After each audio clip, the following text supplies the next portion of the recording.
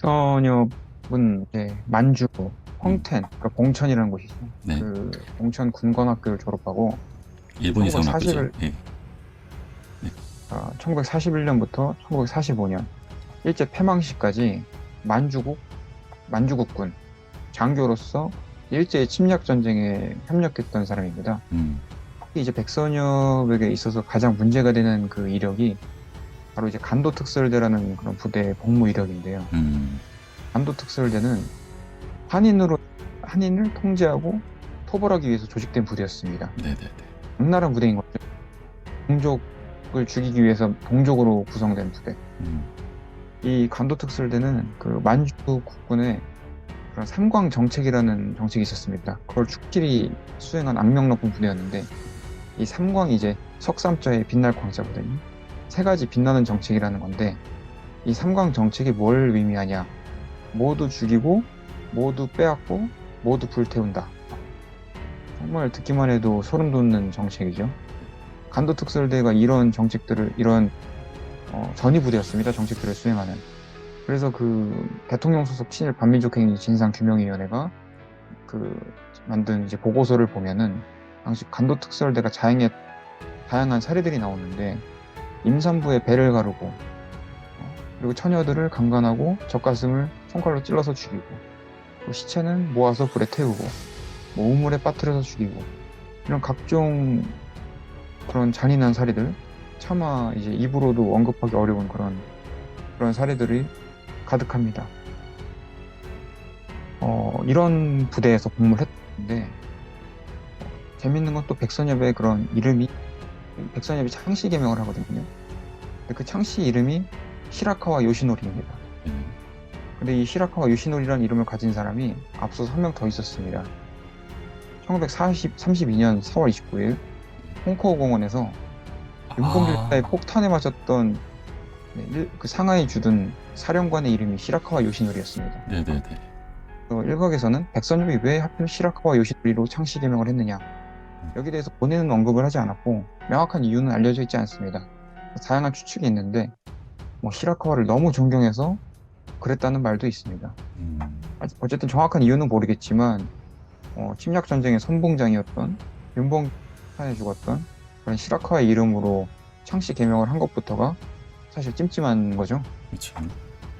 어쨌든 이런 백선엽은 해방 후에 재빠르게 군복을 바꿔 입었습니다. 그래서 미군정 산하의 국방경비대 장교로 되면서 재기에 성공을 했던 거죠. 네네. 그리고 이제 능력을 인정받으면서 승승장구했습니다. 음, 결정적으로 6.25 전쟁 당시에 유명한 말을 남겼잖아요. 내가 물러서면 나를 쏴라. 음, 그래서 당시 낙동강 전선 방어에 성공하면서 그 공로로 이제 육군 참모총장에도 오르고 나중에 퇴임 후에는 뭐 주중화민국 대사, 뭐 프랑스 대사, 교통부 장관 등을 역임하면서 이제 은퇴 후에도 이렇게 나라를 지킨 전쟁 영웅 대접을 받다가 선수를 누렸습니다. 그래서 2020년 불과 3년 전이죠. 사망 후에 대전 현충원에 안장이 됐습니다. 음.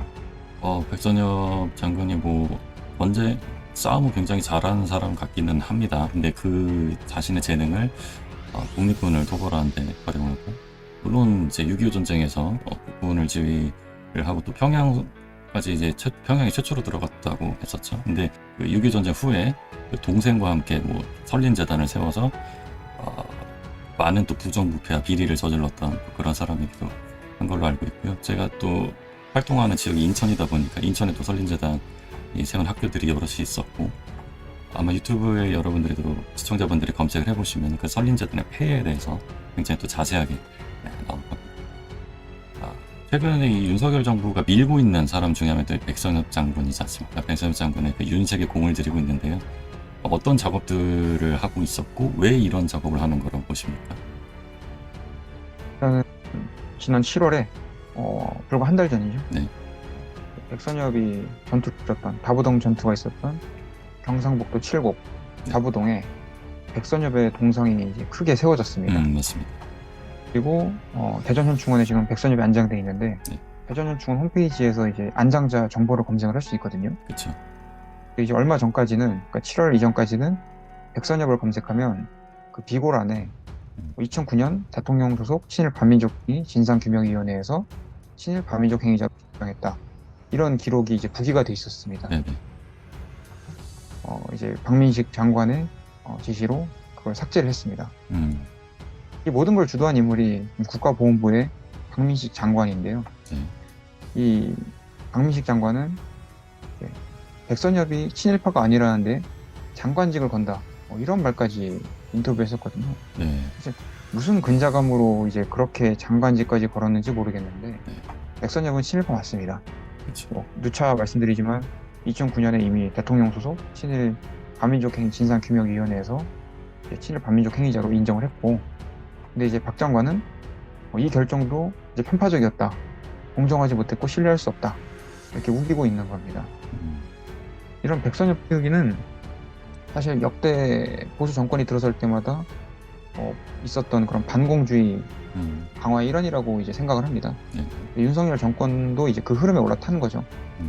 근데 여기에 대해서 문재인 적을 완전히 지우겠다, 이런 목적도 저는 크게 작용하고 있다고 생각을 합니다. 네. 이제 홍범도 장군 유해 봉화는 그 문재인 정부에서 역점을 두고 추진했던 사업이었잖아요. 네네. 문재인 정부 최대의 지적 중 하나였거든요. 음. 그러니까 이제 홍범도를 표적으로 삼은 거죠. 씁쓸하네요. 씁쓸하기도 화가 나기도 하고 속이 끓기도 하고.